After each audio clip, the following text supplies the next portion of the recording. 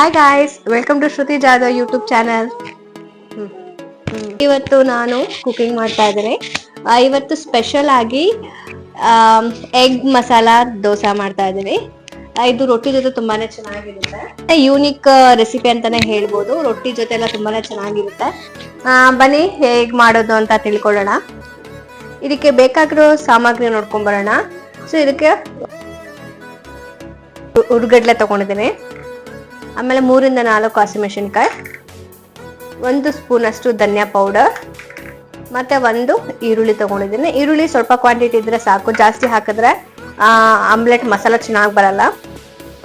1 tea spoon ಅಷ್ಟು ginger garlic paste, ಮತ್ತೆ ಸ್ವಲ್ಪ ಕೊತ್ತಂಬರಿ ಸೊಪ್ಪು, ಮತ್ತೆ ಮೇನ್ ಇಂಗ್ರೀಡಿಯೆಂಟ್ ಮೊಟ್ಟೆ. 3 ಮೊಟ್ಟೆ ತಗೊಂಡಿದ್ದೀನಿ.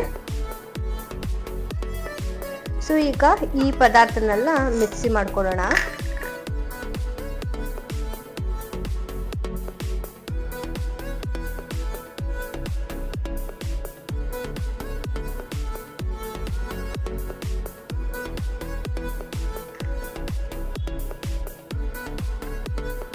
ಮತ್ತೆ ಇದಕ್ಕೆ ನಾನು 2 ಚಕ್ಕ 2 ಲವಂಗ ಹಾಕೋತಾ ಇದ್ದೀನಿ ಜೊತೆಗೆ. ಮತ್ತೆ ರುಚಿಗೆ ತಕ್ಕಷ್ಟು ಉಪ್ಪು. ಮತ್ತೆ ಇನ್ನೊಂದು ಇಂಗ್ರೀಡಿಯೆಂಟ್ ತೋರ್ಸೋದೇ ಮರ್ತ್ಬಿಟ್ಟೆ. ಸೊ ಇದು ಕೂಡ ನಾನು ಮಿಕ್ಸಿ ಜಾರ್ಗೆ ಹಾಕೋತಾ ಇದ್ದೀನಿ. ಸ್ವಲ್ಪ ರುಬ್ಬಿದ್ದೆ, ಮತ್ತೆ ಹೋಗೈತೆ ಇದನ್ನ ತೋರ್ಸೋಕೆ. ಸೊ ಈಗ ಮತ್ತೆ ಹಾಕೋತಾ ಇದ್ದೀನಿ ಇದು. ಸೊ ಇದು ಈಗ ಮಿಕ್ಸಿ ಆಗಿದೆ, ರುಬ್ಕೊಂಡಿದ್ದೀನಿ. ಬಟ್ ರುಬ್ಬುವಾಗ ಜಾಸ್ತಿ ನೀರು ಹಾಕೋಬಾರ್ದು. ಜಾಸ್ತಿ ನೀರು ಹಾಕಿದ್ರೆ ಆಮ್ಲೆಟ್ ಚೆನ್ನಾಗಿ ಬರಲ್ಲ, ತೆಳ್ಳಗೆ ಹಾಕ್ಬಿಡತ್ತೆ. ಸೊ ಹಾಗಾಗಿ ಈ ತರ ರುಬ್ಕೊಂಡಿದ್ದೀನಿ. ನೀರು ಸ್ವಲ್ಪ ಸ್ವಲ್ಪ ಹಾಕೋಬೇಕು. ಸೊ ಈಗ ಒಂದು ಬೌಲ್ಗೆ ಎಲ್ಲ ಟ್ರಾನ್ಸ್ಫರ್ ಮಾಡ್ಕೊತಾ ಇದ್ದೀನಿ. ಸೊ ಈಗ ಮತ್ತೆ ಇದಕ್ಕೆ ಏನು ನೀರ್ಗೀರು ಏನು ಮಿಕ್ಸ್ ಮಾಡಿಬಿಡಿ. ಮೊಟ್ಟೆ ಹಾಕಿದಾಗ ಚೆನ್ನಾಗಿ ಬರುತ್ತೆ. ಸ್ಪೈಸಿ ಇದ್ದಷ್ಟು ತುಂಬ ಟೇಸ್ಟಿಯಾಗಿರುತ್ತೆ ಇದು. ನಾನು 4 ಹಸಿಮೆಣಸಿನ್ಕಾಯಿ ಹಾಕೊಂಡಿದ್ದೀನಲ್ವಾ, ಮೇ ಬಿ ಸಾಕು ಅನಿಸ್ತು ನನಗೆ. ಸೊ ಈಗೆಲ್ಲ ನಮ್ಮ ಮುಂಚೆನೆ ಹೇಳಿರೋ ಪ್ರಕಾರ ಈ ಎಗ್ ಮಸಾಲಾಗೆ ಅಕ್ಕಿ ರೊಟ್ಟಿ ತುಂಬಾನೇ ಒಳ್ಳೆ ಕಾಂಬಿನೇಷನ್ ಅಂತ. ಸೊ ಹಾಗಾಗಿ ಈಗ ಅಕ್ಕಿ ರೊಟ್ಟಿಗೆ ರೆಡಿ ಮಾಡ್ಕೊತಾ ಇದ್ದೇನೆ. ನಮ್ಮಿಬ್ಬರಿಗೆ ಆಗಿರೋದ್ರಿಂದ 4 ರೊಟ್ಟಿ ಆದ್ರೆ ಸಾಕು. ಸೊ ನೋಡಿ 4 ಆಯ್ತು. ಇಷ್ಟ ಆಗುತ್ತೆ, ಇಷ್ಟು ಹಸಿಟ್ಟಾದ್ರೆ ಸಾಕು ನಮ್ಗೆ 1 ಟೈಮ್ಗೆ. ಈಗ ಸ್ವಲ್ಪ ರುಚಿಗೆ ತಕ್ಕಷ್ಟು ಉಪ್ಪು ಹಾಕೋತಾ ಇದ್ದೇನೆ. ಸೊ ನಾನು ಯೂಶಲಿ ಅಕ್ಕಿ ರೊಟ್ಟಿಗೆ ಬಿಸಿನೀರೇ ಹಾಕೋದು, ಆಗ ಚೆನ್ನಾಗಿ ಜಿಡ್ಡು ಬರುತ್ತೆ ಮತ್ತು ಅಕ್ಕಿ ರೊಟ್ಟಿ ಕೂಡ ತುಂಬ ಚೆನ್ನಾಗಿ ಬರುತ್ತೆ ಅಂತ. ಸೊ ಈ ಥರ ನೀರು ಹಾಕೋವಾಗ ನೋಡ್ಕೊಂಡು ಹಾಕೊಳ್ಳಿ. ಸೊ ನಾವು ಕೈ ಯೂಸ್ ಮಾಡಲ್ಲ ಅಲ್ವಾ, ಗೊತ್ತಾಗಲ್ಲ ಎಷ್ಟು ನೀರು ಹಾಕೊಂಡಿದ್ದೀವಿ ಅಂತ. ಹಾಕೋತಾ ತಳ್ಳು ಕೂಡ ಹಾಕ್ಬಿಡುತ್ತೆ. ಬೆಟರ್ ಅಂದರೆ ನೀವು ಕೈಯಲ್ಲಿ ಕಳಿಸ್ಕೊಳ್ಳೋದೇ ಬೆಟರ್. ಸೊ ಗೊತ್ತಾಗುತ್ತೆ ಎಷ್ಟು ಪ್ರಮಾಣದಲ್ಲಿ ನೀರಿದೆ, ಗಟ್ಟಿ ಬರ್ತಿದೆಯಾ ಅಂತ. ಸೊ ಹಾಗೂ ನಾನು ಸ್ವಲ್ಪ ನೀರು ಹಾಕ್ಕೊಂಡು ಈ ಥರ ಚೆನ್ನಾಗಿ ಕಲಿಸ್ಕೊತಾ ಇದ್ದೀನಿ. ಬಿಸಿನೀರು ಹಾಕೊಳ್ಳೋದ್ರಿಂದ ಅಕ್ಕಿ ರೊಟ್ಟಿ ಚೆನ್ನಾಗೂ ಬರುತ್ತೆ ಮತ್ತು ಜಿಡ್ಡಿರುತ್ತೆ. 1 ರೊಟ್ಟಿ ಕೂಡ ಹೊಡೆಯಲ್ಲ, ಇಷ್ಟು ಬೇಗ ಹಾಕ್ಬೋದು ಗೊತ್ತಾ. ಸೊ ನೀವು ಕಲಿಸ್ಕೋವಾಗ ಅಷ್ಟೇ ಚೆನ್ನಾಗಿ ನಾದಬೇಕು, ಆಗ ಸಾಫ್ಟಾಗಿ ಬರುತ್ತೆ.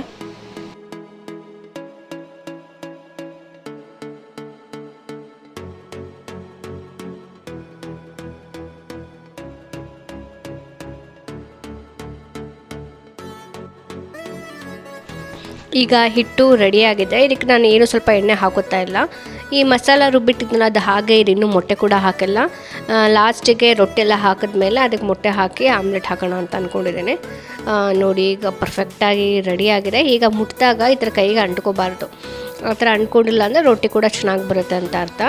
ಸೊ ನಾನು ಯೂಶಲಿ ಈ ಥರ ಆಯಿಲ್ ಪೇಪರ್ ಇರುತ್ತಲ್ಲ ಅದರಲ್ಲಿ ನಾನು ಚಪಾತಿ ಥರ ಲಟ್ಟಿಸ್ಕೋತೀನಿ. ನಮ್ಮ ಮನೇಲಿ ಅದೇ ಥರ ಇಷ್ಟಪಡ್ತಾರೆ. ನಾನು ತಟ್ತಾರಲ್ಲ ಅದು ಕೂಡ ಬರುತ್ತೆ, ಇದು ಕೂಡ ಮಾಡ್ತೀನಿ. ಸೊ ಇದು ಇಷ್ಟಪಡ್ತಾರಲ್ಲ ಅಂತ ನಾನು ಈ ಥರ ಆಯಿಲ್ ಪೇಪರೆಲ್ಲ ಮಾಡ್ತೀನಿ. ಸೊ ಸ್ವಲ್ಪ ಪ್ರಮಾಣದಲ್ಲಿ ನಾನು ಹಿಟ್ಟನ್ನ ತೊಗೊಂಡು ಈ ಥರ ಚೆನ್ನಾಗಿ ನಾದ್ಕೋತೀನಿ, ಆಗ ಚೆನ್ನಾಗಿ ಬರುತ್ತೆ ರೊಟ್ಟಿ ಕೂಡ. ಇದು ಬಿಗಿನರ್ಸ್ಗಂತೂ ತುಂಬಾ ಈಸಿ ಸ್ಟೆಪ್. ನಿಮಗೇನಾದರೂ ಅಕ್ಕಿ ರೊಟ್ಟಿ ಮಾಡೋಕ್ಕೆ ಬರಲ್ಲ ಅಂತ ಹೇಳಿದ್ರೆ ಈ ಪ್ರೊಸೀಜರ್ನ ಫಾಲೋ ಮಾಡಿ ತುಂಬಾ ಈಸಿಯಾಗಿ ಬೇಗ ಕೂಡ ಮಾಡ್ಬೋದು. ಈಗ ನಾನು ಆಯಿಲ್ ಪೇಪರ್ಗೆ ಸ್ವಲ್ಪ ಎಣ್ಣೆ ಹಾಕೋತಾ ಇದ್ದೀನಿ, ಇಲ್ಲಾಂದರೆ ಅಂಟ್ಕೊಳ್ಳುತ್ತಲ್ವ. ಸೊ ಅದಕ್ಕೋಸ್ಕರ ಸ್ವಲ್ಪ ಎಣ್ಣೆ ಹಚ್ಕೊಂಡು ಈಗ ಲಟ್ಟಿಸ್ಕೋತಾ ಇದ್ದೀನಿ. ತುಂಬ ಈಸಿಯಾಗೂ ಲಟ್ಟಿಸ್ಕೋಬೋದು ಇದು.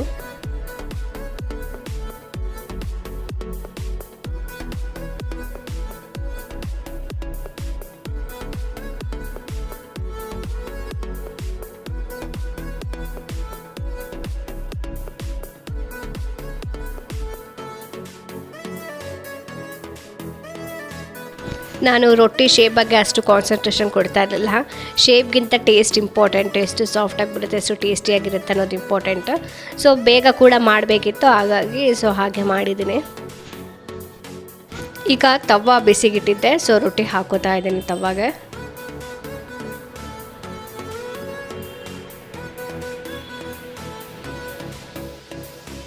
ಈಗ ಸ್ವಲ್ಪ ಆಯಿಲ್ ಹಾಕ್ಕೊಂಡು ನೀಟಾಗಿ ಬೇಯಿಸ್ಕೊತಾ ಇದ್ದೀನಿ.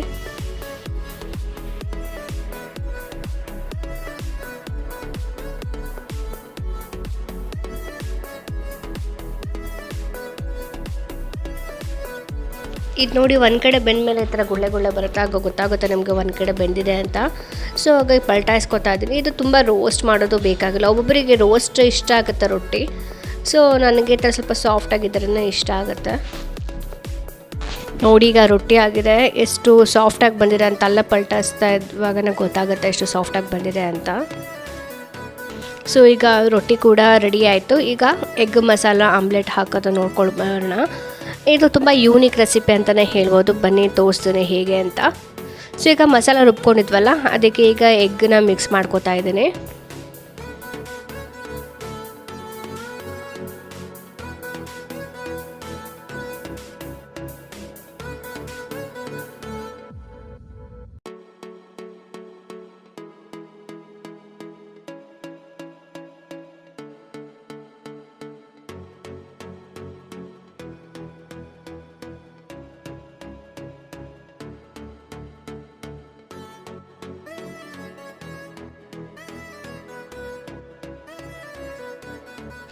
ಇದು ಮಿಕ್ಸ್ ಮಾಡುವಾಗ ಚೆನ್ನಾಗಿ ಮಿಕ್ಸ್ ಮಾಡ್ಕೋಬೇಕು. ಏನಾಗುತ್ತೆ ಅಂತ ಹೇಳಿದ್ರೆ ಮಸಾಲ ಒಂದು ಕಡೆ ಮತ್ತು ಮೊಟ್ಟೆ ಒಂದು ಕಡೆ ಆಗಿಬಿಡುತ್ತೆ, ಆಮೇಲೆ ಅಷ್ಟು ಟೇಸ್ಟಿಯಾಗಿ ಬರೋಲ್ಲ. ಸೊ ಮಿಕ್ಸ್ ಮಾಡ್ಕೋವಾಗ ಈಕ್ವಲಿ ಆಗಿ ಎಲ್ಲ ಕಡೆ ಚೆನ್ನಾಗಿ ಮಿಕ್ಸ್ ಮಾಡ್ಕೋಬೇಕು. ಈ ರೆಸಿಪಿ ನಮ್ಮ ಸೈಡ್ ಸ್ವಲ್ಪ ಫೇಮಸ್, ತುಂಬ ಮಾಡ್ತಾಯಿರ್ತಾರೆ. ನಾವು ಚಿಕ್ಕ ವಯಸ್ಸಲ್ಲಿದ್ದಾಗ ನಮ್ಮಮ್ಮ ಯೂಶ್ವಲಿ ಸಂಡೇ ಮಾಡೋರು. ನಮಗಂತೂ ತುಂಬಾ ಇಷ್ಟ ಆಯಿತು ಇದು ಎಗ್ ಮಸಾಲ. ಸೊ ನಾನು ರೊಟ್ಟಿ ಹಾಕಿದ್ನಲ್ಲ, ಅದೇ ತವದ ಮೇಲೆ ದೋಸೆ ಹಾಕೋತಾ ಇದ್ದೀನಿ. ದೋಸೆ ಅಂತ ಹೇಳಿದ್ರೆ ಅದೇ ಮಸಾಲ, ಎಗ್ ಮಸಾಲ. ನೀವು ಆಮ್ಲೆಟೆಲ್ಲ ಹಾಕೋತಿರಲ್ಲ, ಬಟ್ ಇದು ತೆಳ್ಳಗೆ ಹಾಕೋಬಾರ್ದು. ತೆಳ್ಳಗೆ ಹಾಕಿದ್ರೆ ಮತ್ತೆ ಆಮ್ಲೆಟ್ ಎದೊಳಲ್ಲ. ಸೊ ಸ್ವಲ್ಪ ದಪ್ಪ ಹಾಕ್ಕೊಂಡ್ರೆ ಚೆನ್ನಾಗಿ ಬರುತ್ತೆ ಇದು. ಸೊ ಚೆನ್ನಾಗಿದ್ದು ಹಾಕಿದ್ಮೇಲೆ ರೋಸ್ಟ್ ಮಾಡಬೇಕು. ಇದು ರೋಸ್ಟ್ ಆಗ್ತಾ ಸೈಡಿಗೆಲ್ಲ ಚೆನ್ನಾಗಿ ರೋಸ್ಟ್ ಆಗ್ತಾ ಇರುತ್ತೆ. ಅದು ಎಡ್ಜಸ್ ಇರುತ್ತಲ್ಲ ಸೈಡ್, ಅದು ತಿನ್ನೋಕ್ಕೆ ತುಂಬ ಚೆನ್ನಾಗಿರುತ್ತೆ ಟೇಸ್ಟಿಯಾಗಿ.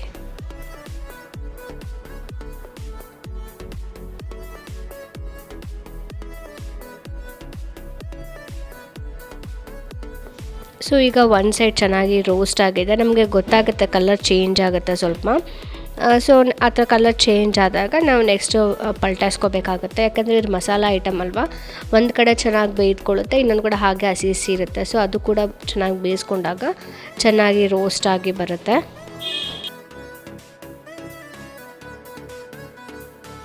ಸೊ ನೀವು ಪಲ್ಟಾಯಿಸ್ಕೋವಾಗ ಅಷ್ಟೇ ಸ್ವಲ್ಪ ಹುಷಾರಾಗಿ ಪಲ್ಟಾಯಿಸ್ಕೋಬೇಕು, ಇಲ್ಲಾಂದರೆ ಅದು ಮುರಿದೋಗುತ್ತೆ.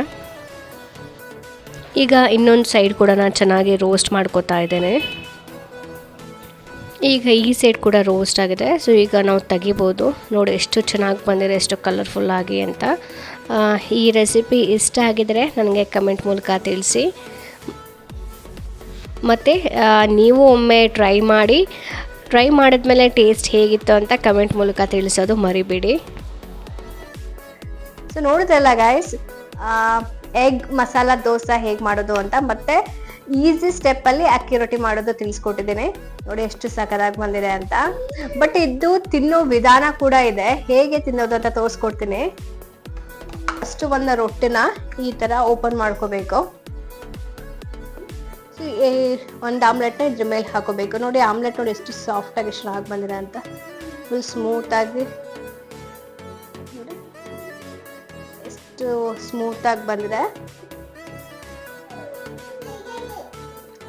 ಸೊ ಇದನ್ನ ಈ ಥರ ಕಟ್ ಮಾಡಿಕೊಂಡು ರೊಟ್ಟಿಗೆ ಹೀಗೆ ಉಜ್ಜಿಬಿಟ್ಟು ತಿಂತೀವಲ್ಲ, ಟೇಸ್ಟೇ ಸಕ್ಕತ್ತಾಗಿರುತ್ತೆ. ಟೇಸ್ಟ್ ಅದು ಸೂಪರ್ ಆಗಿದೆ. ನಿಮಗೆ ಸ್ಪೈಸಿ ಬೇಕು ಅಂದರೆ ಸ್ಪೈಸಿ ಹಾಕೊಂಡು ತಿನ್ಬೋದು, ತುಂಬಾನೇ ಚೆನ್ನಾಗಿರುತ್ತೆ. ಈ ವಿಡಿಯೋ ಇಷ್ಟ ಆಗಿದೆ ಅಂತ ಅನ್ಕೋತೀನಿ. ಇಷ್ಟ ಆಗಿದ್ರೆ ಲೈಕ್ ಮಾಡಿ, ಕಮೆಂಟ್ ಮಾಡಿ ಮತ್ತು ನನ್ನ ಚಾನಲ್ನ ಸಬ್ಸ್ಕ್ರೈಬ್ ಮಾಡೋದು ಮರಿಬೇಡಿ. ಹೀಗೆ ಸಿಗ್ತಾರಣ ಮುಂದಿನ ವಿಡಿಯೋದಲ್ಲಿ. ಅಲ್ಲಿವರೆಗೂ ಟೇಕ್ ಕೇರ್, ಬಾಯ್.